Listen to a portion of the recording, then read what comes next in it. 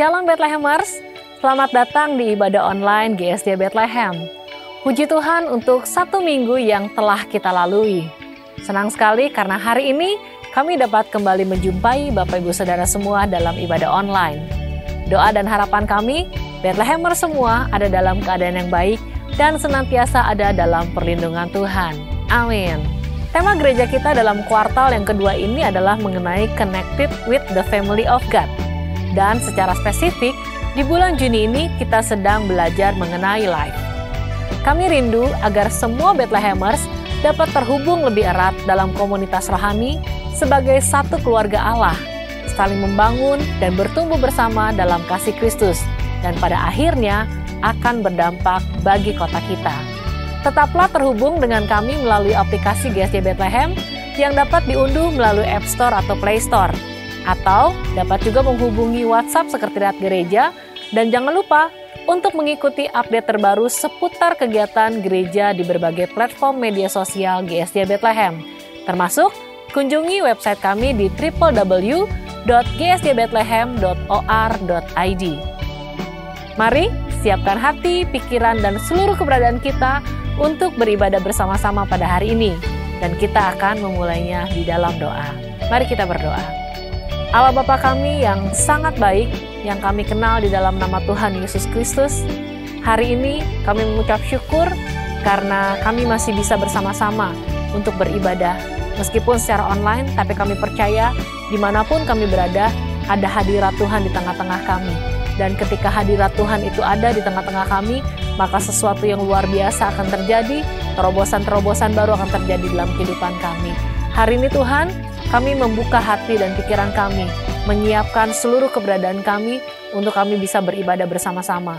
Kami mau memberikan pujian dan penyembahan kami serta persembahan kami yang terbaik untuk Engkau. Kami juga mau membuka hati, pikiran, dan telinga kami untuk kami bisa menerima setiap kebenaran firman Tuhan yang akan hamba-Mu sampaikan. Biarlah kiranya Tuhan, ibadah hari ini kami mau persembahkan kepada Engkau. Biar segala pujian, hormat, dan kemuliaan hanya bagi nama-Mu, Raja di atas segala raja. Di dalam nama Tuhan Yesus kami siap beribadah. Haleluya. Amin. Selamat beribadah. Tuhan Yesus memberkati.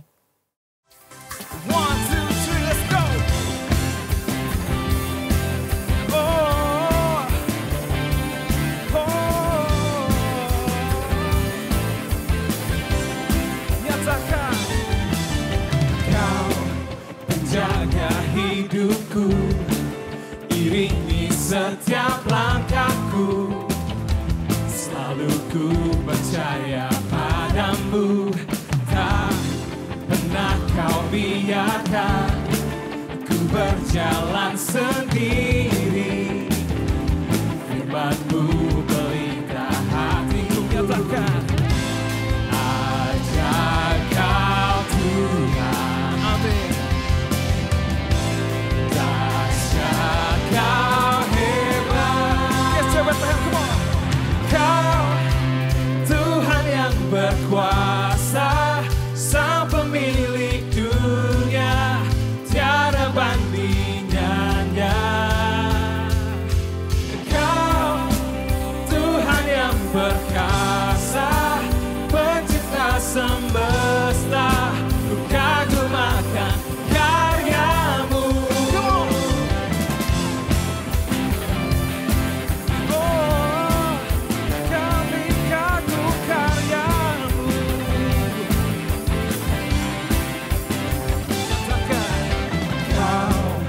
Jaga hidupku, iringi setiap langkahku, selalu ku percaya padamu, tak pernah kau biarkan ku berjalan sendiri. Firman-Mu pelita hatiku, ajak kau Tuhan. Dahsyat kau hebat, semua ucap. Kau Tuhan yang berkuasa.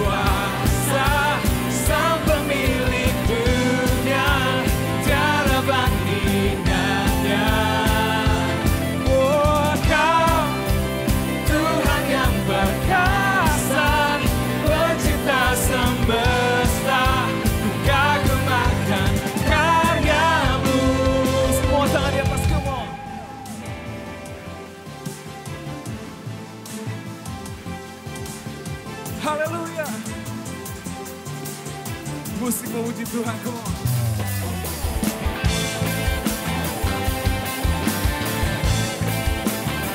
Ajar Kau Tuhan, dahsyat Kau hebat Tuhan. Ajar Kau Tuhan, dahsyat Kau hebat. Sorakan lebih lagi. Ajar Kau Tuhan, dahsyat Kau hebat. Kau Tuhan yang berkuasa, Sang pemilik dunia, tiada bandingannya. Oh, Kau Tuhan yang perkasa, pencipta semesta, ku kagumkan karya-Mu. Oh, Kau Tuhan yang berkuasa, Sang pemilik dunia, tiada bandingannya. Oh, Kau Tuhan yang perkasa, pencipta semesta, ku kagumkan karya-Mu. Haleluya, terpujilah nama-Mu Tuhan, di atas segalanya Tuhan. Terima kasih Tuhan, kami mengucap syukur Tuhan, Kau Allah yang besar, Kau Allah yang setia Tuhan, bahwa Kau selalu ada di setiap musim kehidupan kami Yesus. Dan kami mengucap syukur Tuhan. Terima kasih Yesus. Di tengah luasnya samudra, di dalam badai bergelora, Kaulah jangkar hidupku.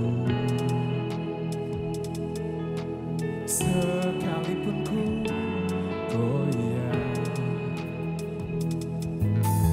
firman-Mu terangi langkahku, sumber damai dalam hidupku. Ku aman di dalam-Mu, nyerta-Mu sempurna. Mari nyatakan, sepasti mentari bersinar, begitu pun janji-Mu. Dalam segala perkara, Engkau turut bekerja.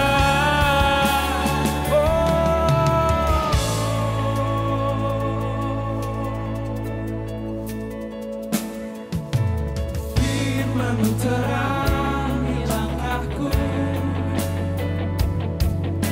sumber damai dalam hidupku. Ku aman di dalam-Mu, menyerta-Mu sempurna. Nyatakan dengan iman. Sepasti mentari bersinar, begitu pun janji-Mu.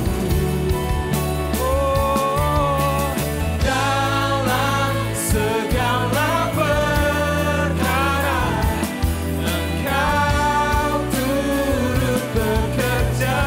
Sepasti mentari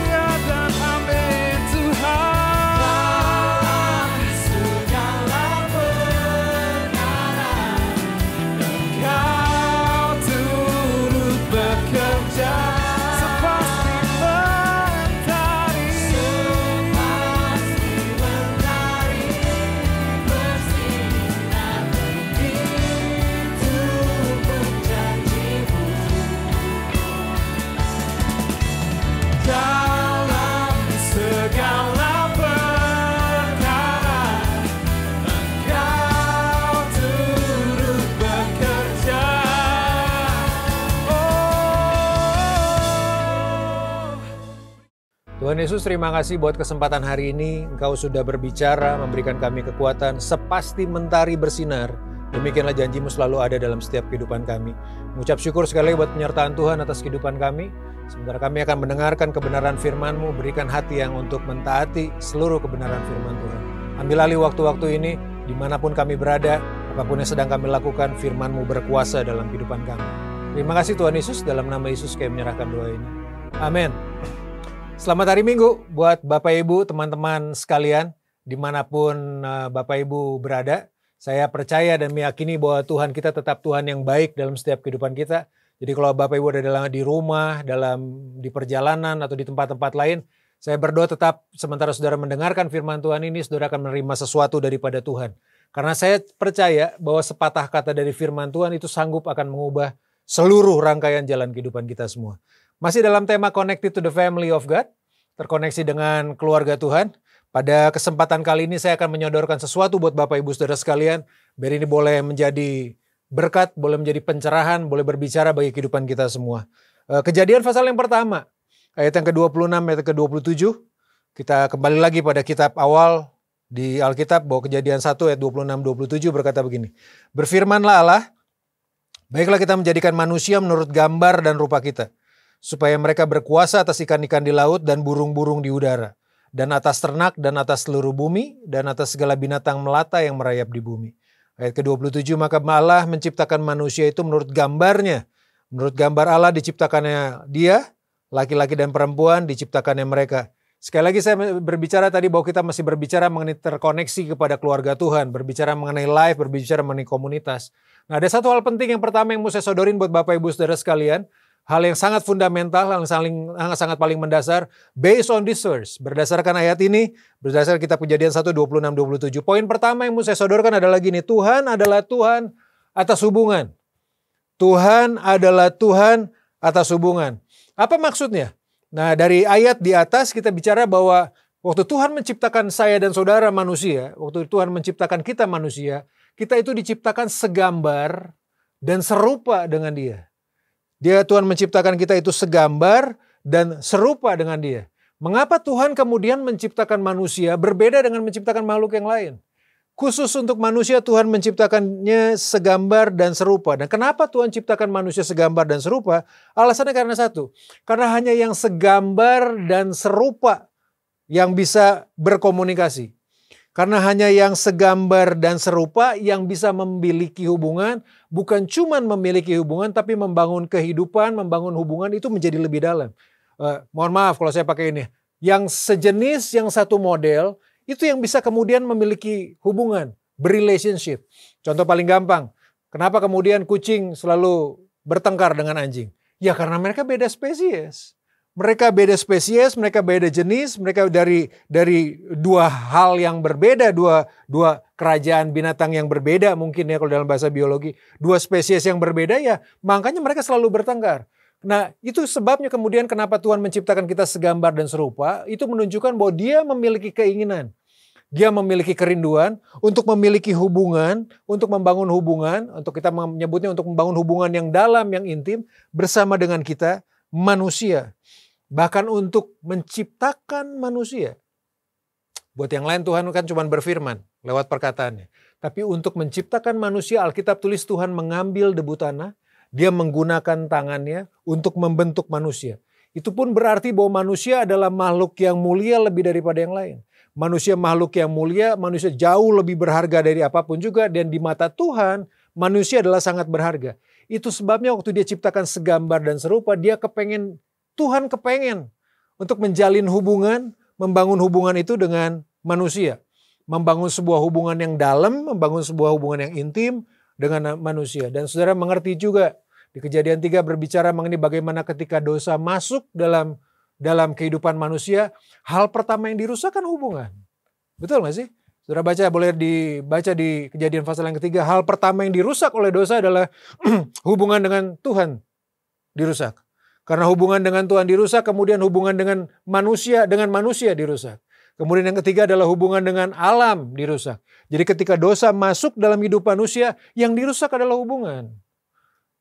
Mengertilah dari situ maka kita mengerti bahwa Tuhan adalah Tuhan yang menginisiasi hubungan, Tuhan yang memulai, melahirkan hubungan, dan juga Dia adalah Tuhan yang kepengen untuk membangun hubungan tersebut dengan kehidupan kita manusia. Jadi Tuhan adalah relational God, Tuhan yang sangat suka akan hubungan. Bahkan kalau saudara baca Alkitab adalah sebuah kitab, sebuah buku yang berbicara mengenai hubungan. Hubungan dengan Tuhan, hubungan dengan manusia, kemudian hubungan dengan alam, dengan bumi yang ada di sekitar. Kerinduan Tuhan untuk memiliki hubungan yang dalam dengan kita manusia, itu jauh melebihi kerinduan kita untuk memiliki hubungan yang dalam dengan Tuhan. Sekali lagi, kerinduan Tuhan untuk membangun hubungan yang dalam dengan kita manusia, itu jauh lebih tinggi, jauh lebih besar, jauh lebih hebat daripada kerinduan kita untuk berhubungan dengan Tuhan. Jadi kalau saya pakai angka kerinduan kita untuk memiliki hubungan dengan Tuhan itu di angka 100, kerinduan Tuhan untuk memiliki hubungan dengan kita itu nggak terbatas. Jadi memang Tuhan, kenapa? Karena memang itu adalah prinsip yang Tuhan taruh dalam kehidupan saya dan saudara. Tuhan adalah Tuhan atas hubungan. Dia memulai sebuah hubungan, dia menginisiasi sebuah hubungan dengan manusia, kemudian dia kepengen itu membangun hubungan tersebut dengan manusia. Relationship. Itu kata kuncinya. Kita sering kata dalam komunitas gereja, dalam komunitas Kristen, kita sering kali pakai kata bersekutu kan. Arti bersekutu itu kalau ditarik di terjemahan, lihat di Google ya, bersekutu itu punya pengertian berrekanan atau berkawanan. Ini kata bersekutu kan sering banget dipakai dalam komunitas-komunitas gereja, komunitas Kristen. Bersekutu punya pengertian berrekanan, berkawanan, baik dengan Tuhan, kemudian dengan sesama. Poin yang pertama, Tuhan adalah Tuhan atas hubungan. Kejadian 2 ayat ke-18. Kita masih mulai dengan kejadian pasal kedua 18. Tuhan Allah berfirman, tidak baik kalau manusia itu seorang diri saja. Aku akan menjadikan penolong baginya yang sepadan dengan dia. Yang kedua, poin yang kedua, setelah poin pertama bahwa Tuhan adalah Tuhan atas hubungan, yang kedua adalah gini, manusia tidak diciptakan untuk sendirian. Manusia tidak diciptakan untuk sendirian. Dari mana? Dari ayatnya tadi. Kalau saudara baca itu Alkitab memulai ayat tersebut berkata gini, Tuhan berfirman, tidak baik kalau manusia itu seorang diri saja. Kata seorang diri saja dari bahasa Ibraninya ditulis dengan BAD, yang berarti sendiri atau terpisah dari. Sama seperti ranting terpisah dari batang pohonnya. Jadi Tuhan bilang gini, tidak baik kalau manusia itu seorang diri, tidak baik kalau manusia itu sendirian, tidak baik kalau manusia itu terpisah dari manusia yang lain. Nah, saya ambil contoh yang paling gampang. Kalau berbicara mengenai tidak baik sekali gini. Kalau saya adalah pembuat handphone, contohnya saya adalah pencipta dari handphone ini, mereknya handphonenya A gitu ya. Kalau gitu saya bilang buat saudara, saya kasih tahu gini, tidak baik kalau handphone ini dicemplungin atau jatuh ke dalam air. Kalau saya sebagai pencipta bilang tidak baik handphone ini untuk jatuh ke dalam air, jadi kalau saya jatuhkan handphone ini ke dalam air, yang terjadi adalah handphone ini akan jadi rusak. Kenapa? Karena sebagai pencipta saya udah kasih tahu, handphone ini tidak didesain untuk dicemplungin di air. Jadi waktu kita jatuhkan handphone ini ke air yang mengakibatkan handphone ini rusak. Nah, sama analogi tersebut dengan apa yang Tuhan ngomong. Jadi kalau Tuhan ngomong begini, tidak baik kalau manusia itu seorang diri saja. Berarti kalau kita manusia mengambil sebuah keputusan, mengambil sebuah pilihan untuk menjadi sendirian, menjadi seorang diri, berarti kita sedang keluar melanggar apa yang menjadi desain, perintah, aturan yang Tuhan beri dalam kehidupan. Kalau handphone yang gak boleh jatuh ke air, kemudian kita jatuhkan ke air jadi rusak, demikian pula hidup kita. Kalau Tuhan berkata tidak baik kita seorang diri, kemudian kita melepaskan diri kita dari komunitas, dari hubungan dengan orang lain, menyebabkan hidup kita pun menjadi rusak. Hidup kita menjadi rusak, kehidupan kita menjadi malfunction, menjadi tidak berfungsi dengan wajar, dan tidak berfungsi juga dengan maksimal. Itu yang disebut dengan abuse dan misuse. Kenapa? Karena kita sedang melanggar desain yang sudah Tuhan taruh. Desainnya Tuhan dalam hidup saya dan saudara adalah kita gak baik untuk seorang diri. Tuhan Yesus kemudian menggambarkan kita, betul? Di Yohanes pasal yang ke-10 dan di beberapa ayat bahwa Tuhan adalah gembala, kita adalah domba. Jadi Tuhan Yesus juga kemudian menggambarkan kita sebagai domba. Nah, salah satu kekuatannya domba kalau saudara lihat, adalah kekuatan domba adalah ketika mereka hidup secara berkerumun, bergerombol, berkawanan. Karena ketika mereka ada di dalam kawanan, domba itu berada di dalam kawanan, mereka akan menemukan keamanan. Nah, yang terjadi kalau ada seorang predator memangsa domba, yang mereka lakukan adalah mereka akan buat seekor domba tersebut terpisah dari kawanan. Ketika domba itu terpisah dari kawanan, adalah sangat mudah untuk mereka ditaklukkan, untuk mereka dimangsa oleh hewan predator lainnya. Sama dengan kehidupan. Waktu Tuhan Yesus menggambarkan kita sebagai domba, Tuhan Yesus kepengen kita berada dalam kerumunan. Berada dalam apa tuh ya? Dalam pertemanan, kita menyebutnya ini, dalam sebuah komunitas. Karena memang kita tidak ditentukan hidup sendirian. Di komunitas tersebut harusnya kita mendapatkan keamanan, mendapatkan kenyamanan kita semua. Alkitab tadi tuliskan, tidak baik, Tuhan berfirman begini, tidak baik kalau manusia itu seorang diri saja. Dan yang hebatnya adalah gini, Tuhan gak sekedar meninggalkan kita begitu doang. Memberitahu bahwa kita gak bisa seorang diri, Dia kasih jawabannya, Dia kasih solusinya. Tidak baik kalau manusia itu seorang diri saja, Tuhan kasih solusinya. Aku akan menjadikan penolong baginya yang sepadan dengan dia. Jadi Tuhan gak sekedar kasih tahu bahwa kita gak bisa hidup sendirian, tapi Dia kasih solusi. Dia akan memberikan penolong yang sepadan buat kita. Betul, ayat ini diperuntukkan pertama-tama berbicara mengenai hubungan suami dengan istri. Bahwa istri itu hadir sebagai penolong yang sepadan. Penolong yang sepadan punya pengertian bukan penolong yang lain, tapi penolong yang sepadan yang punya pengertian dalam posisi dan fungsi yang sama. Ya, mohon maaf sekali lagi bahwa istri itu nggak diciptakan dari tulang kepala, yang punya pengertian bahwa dia akan menjadi istri, menjadi kepala keluarga. Enggak. Tapi juga istri nggak diciptakan dari tulang kaki, yang punya pengertian bahwa istri itu diinjak-injak. Enggak. Dia diambil dari tulang rusuk. Punya pengertian adalah istri adalah sebagai counterpart, penolong yang sama-sama posisinya sama, fungsinya sama, dalam posisi yang seimbang, yang menolong kehidupan suami. Nah, dalam kehidupan komunitas pun, dalam kehidupan kita dalam relationship dengan orang, kita perlu orang-orang yang berada sebagai penolong yang sepadan, sebagai counterpart, sebagai rekan yang seimbang dengan kita. Rekan yang sama-sama memiliki posisi yang sama bersama dengan kita, yang menolong kita dalam perjalanan kehidupan kita di dunia. Kata penolong tersebut berasal dari kata ezer dalam bahasa Ibrani-nya. Itu berarti adalah seorang penolong. Seorang penolong, yang berada bersama-sama dengan kita di samping kita, yang menemani kita dalam perjalanan kehidupan kita. Nah, saya kemudian mengilustrasikannya dengan tangan kiri dengan tangan kanan. Ini tangan kiri, kemudian ini tangan kanan. Tadi kan dibilang bahwa Tuhan menciptakan kita segambaran serupa, ini sama-sama tangan. Ini segambar, ini serupa. Dia bukan berbeda jenis, ini sama-sama tangan. Nah, penolong yang sepadan itu punya pengertian bahwa kedua tangan ini kan sangat penting. Tangan kiri gak bisa bilang pada tangan kanan bahwa dia lebih penting, enggak. Demikian pula tangan kanan gak bisa bilang ke tangan kiri dia lebih penting, enggak. Suami gak bisa bilang pada istri bahwa dia lebih penting, istri juga gak bisa bilang pada suami bahwa dia lebih penting. Sama-sama penting, karena memang di mata Tuhan sama-sama penting. Analogi sama seperti tangan kiri dan tangan kanan. Keduanya sama-sama tangan, keduanya sama-sama penting. Penolong yang sepadan itu bukan pengertiannya dalam tangan kiri dan tangan kanan, kemudian kita saling menunjukkan kekuatan masing-masing. Kalau tangan kiri menunjukkan kekuatannya, tangan kanan menunjukkan kekuatannya, yang terjadi adalah kayak begini Bapak Ibu. Sama-sama nunjukin kekuatannya, nggak ada yang mau ngalah. Tapi sebaliknya waktu Tuhan bilang bahwa Tuhan memberikan penolong yang sepadan, di tangan kiri ini, kan ini ada rongga-rongga kosong.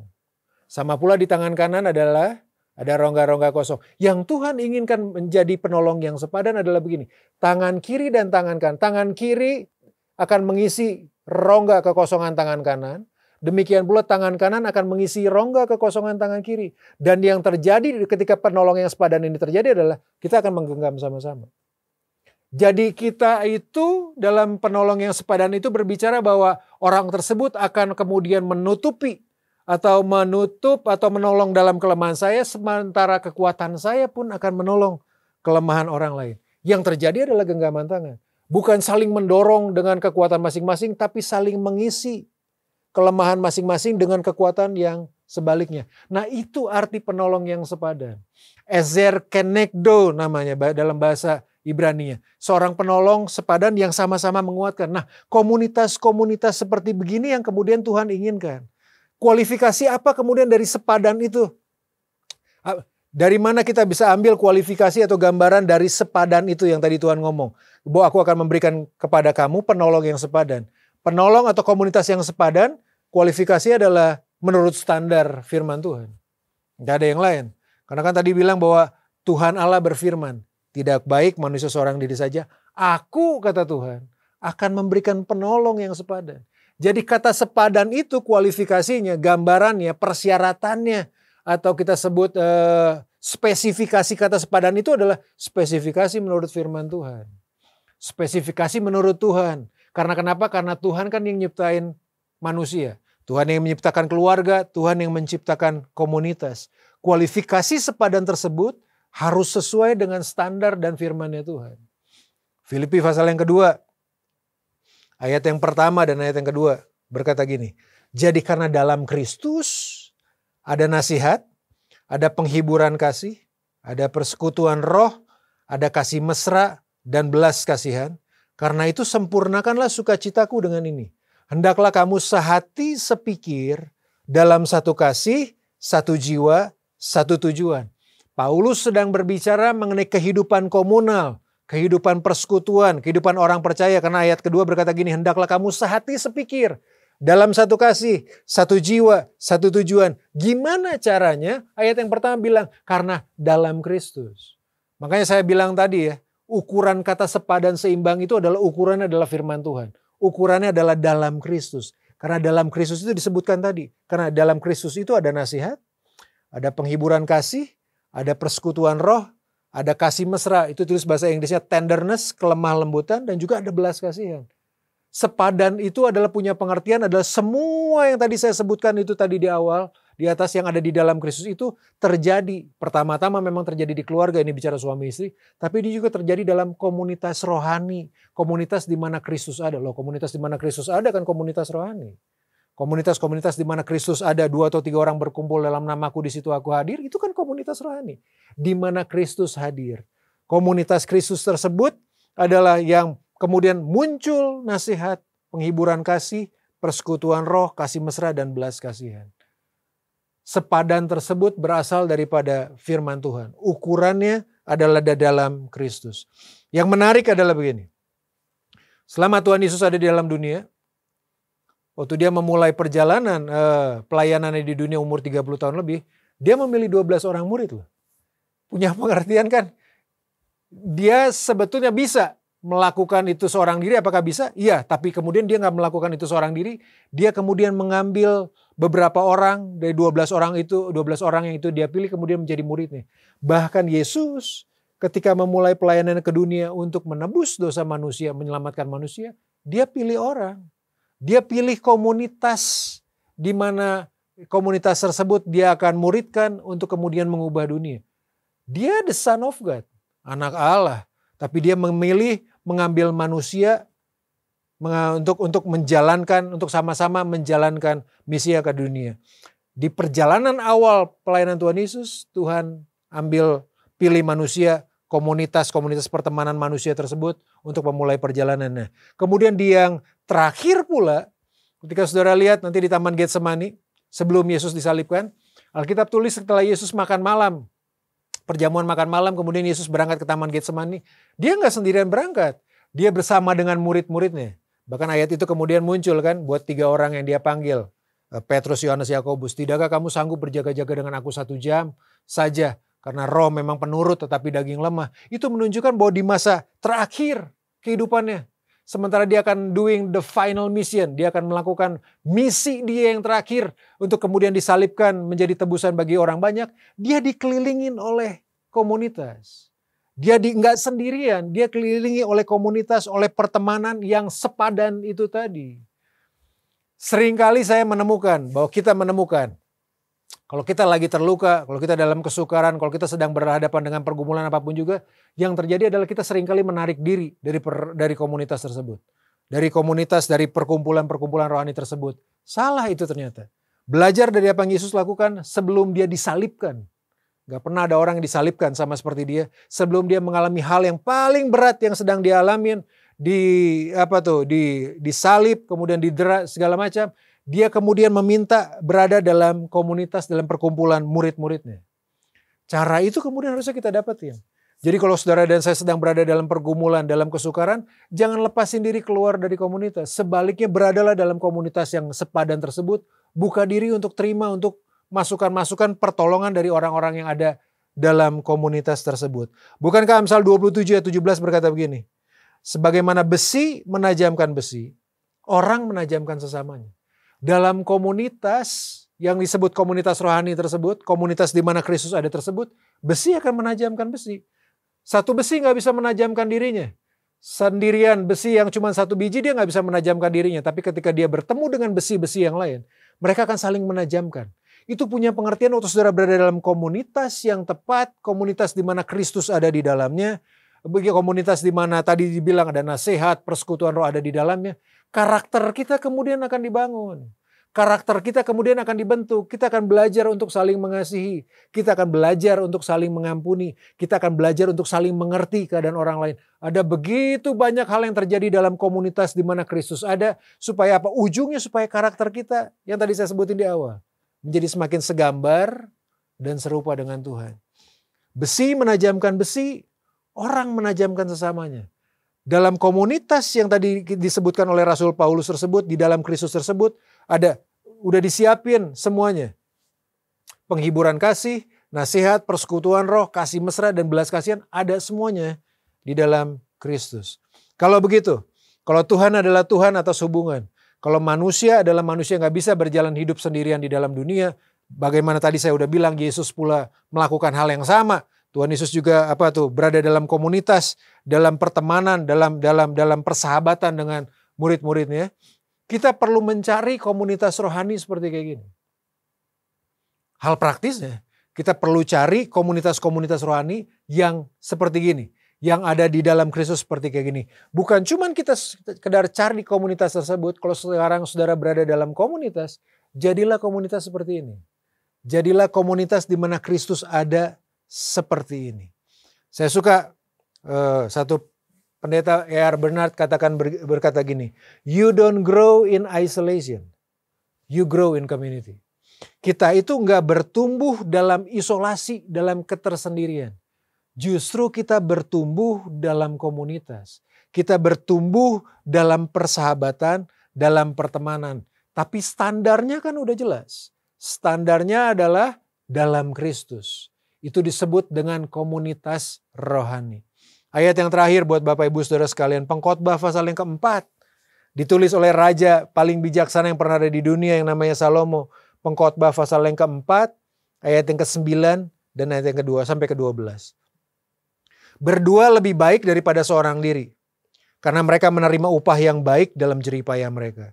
Karena kalau mereka jatuh, yang seorang mengangkat temannya. Tapi wahai orang yang jatuh, yang tidak mempunyai orang lain untuk mengangkatnya. Juga kalau orang tidur berdua, mereka menjadi panas. Tapi bagaimana seorang saja dapat menjadi panas? Dan bila mana seorang dapat dialahkan, dua orang akan dapat bertahan. Tali 3 lembar tak mudah diputuskan. Dari situ kan kemudian kita mengerti ya, bahwa berdua lebih baik daripada sendirian. Kalau yang satu jatuh kalau sendirian, siapa yang mau tolongin? Itu sebabnya Tuhan berkata gini, tidak baik manusia itu hidup sendiri seorang diri, aku berikan penolong yang sepadan. Cari komunitas yang sepadan, komunitas yang ada di dalam Kristus, dan jadilah komunitas seperti kayak gitu.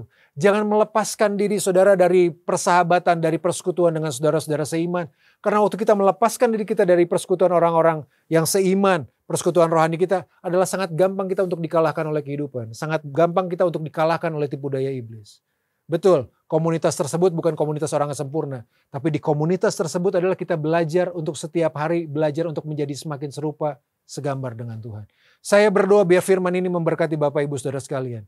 Temukan komunitas yang tepat dalam hidup Bapak Ibu Saudara sekalian dan jadilah komunitas yang tepat di mana Kristus ada bagi banyak orang dan menjadi berkat bagi banyak orang. Kita berdoa sama-sama Bapak Ibu. Terima kasih buat kesempatan pada hari ini Tuhan. Firman-Mu selesai berbicara, tapi hamba-Mu tahu bahwa firman-Mu akan tertanam dalam setiap hati.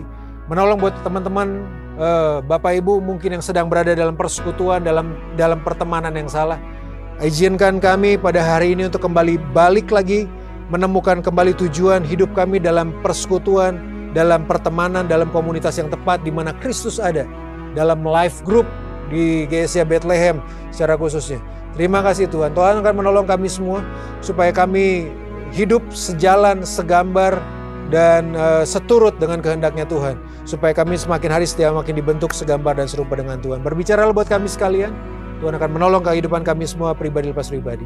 Dalam nama Tuhan Yesus kami menyerahkan doa ini. Kami mengucap syukur. Amin. Tuhan Yesus memberkati.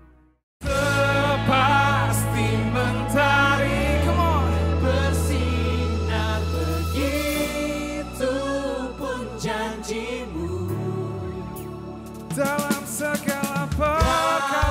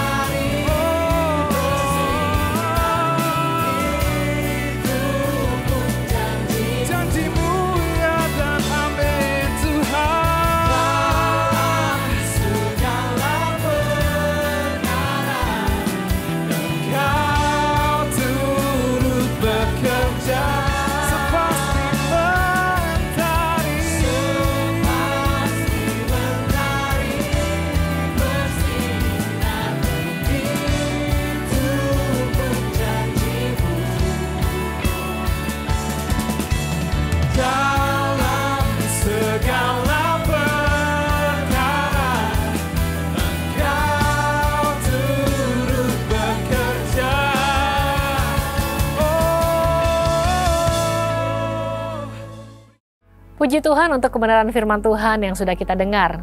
Mari berkomitmen untuk melakukannya di dalam semua aspek kehidupan kita. Saya juga mendorong Bapak Ibu Saudara semua untuk dapat bergabung dan bertumbuh bersama-sama di dalam komunitas kecil yang ada di GSIA Bethlehem, yaitu Life Group. Jadi, jangan ragu untuk menghubungi kami di nomor WhatsApp yang tertera berikut ini, atau bisa juga melalui media sosial GSIA Bethlehem. Tiba saatnya kita akan mengakhiri ibadah online kita pada hari ini. Saya mengajak Bapak Ibu Saudara semua untuk berdoa bersama-sama bagi setiap kebutuhan jemaat dan juga berdoa bagi Kota Bogor, juga bangsa kita Indonesia. Mari kita bersatu dalam doa. Bapa, kami datang dalam hadirat-Mu yang Maha Kudus, membawa setiap ucapan syukur, pujian, penyembahan kami di hadapan Engkau. Dan saat ini kami mau bersatu hati, menyatukan hati dan roh kami, untuk kami bisa berdoa bersama-sama. Dan saat ini Tuhan, kami bersyukur buat rangkaian ibadah online kami. Kami berdoa biar apa yang sudah kami lakukan dalam ibadah kami hari ini itu berkenan di hadapan Tuhan dan menyenangkan hati Tuhan. Bahkan kehidupan kami sendiri diberkati dengan apa yang sudah Tuhan kerjakan melalui ibadah kami pada hari ini. Berkati hamba-Mu yang sudah menyampaikan kebenaran firman Tuhan, biar Tuhan akan terus pakai dia, tambah-tambahkan, sehingga kehidupannya semakin berdampak bagi kerajaan Allah.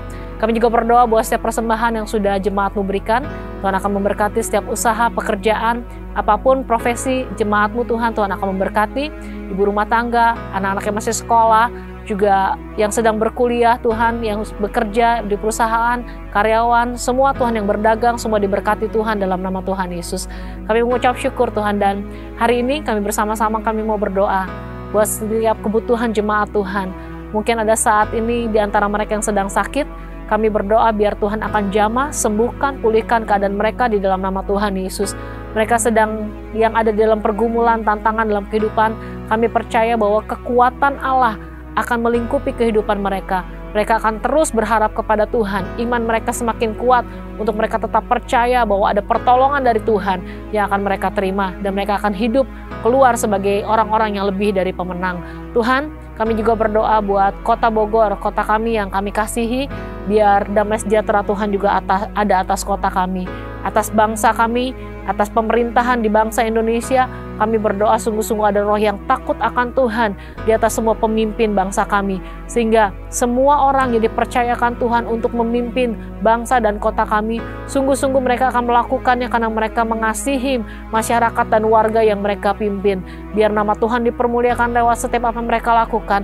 Nama Tuhan dipermuliakan di atas kota dan bangsa kami. Terima kasih Tuhan Yesus yang baik. Ini kehidupan kami Tuhan. Kami mau serahkan sepenuhnya kehidupan kami ke dalam tangan-Mu. Kami percaya bahwa masa depan kami aman di dalam tangan Tuhan. Karena tangan Tuhan yang kuat Allah yang perkasa itu tidak pernah meninggalkan kami sedetik pun, tidak pernah membiarkan kami sendiri, tapi sungguh-sungguh Allah Immanuel itu senantiasa beserta dengan kami, memberikan kekuatan kepada kami, sehingga kami bisa melalui setiap tantangan pergumulan dalam kehidupan kami bersama dengan Engkau, dengan penuh kemenangan. Terima kasih Bapa yang baik, ini hidup kami Tuhan, kami serahkan ke dalam tangan-Mu. Mari jemaat Tuhan yang kasih Tuhan, kita akan angkat kedua tangan kita, dan kita akan menerima berkat daripada Tuhan. Tuhan memberkati engkau dan melindungi engkau. Tuhan menyinari engkau dengan wajahnya dan memberikan engkau kasih karunia. Tuhan menghadapkan wajahnya kepadamu dan memberikan engkau damai sejahtera. Oleh sebab itu, jemaat yang dikasihi Tuhan, terimalah berkat dan perlindungan daripada Allah Bapa kita. Cinta kasih dari Yesus Kristus yang sudah dinyatakan di atas kematiannya di kayu salib. Juga penghiburan, kekuatan, serta penyertaan dari Roh Kudus yang akan senantiasa menyertai kita mulai saat ini sampai dengan selama-lamanya Yesus datang kali yang kedua. Semua yang terima berkat Tuhan sama-sama katakan amin. Sampai jumpa di ibadah online berikutnya. Tuhan Yesus memberkati.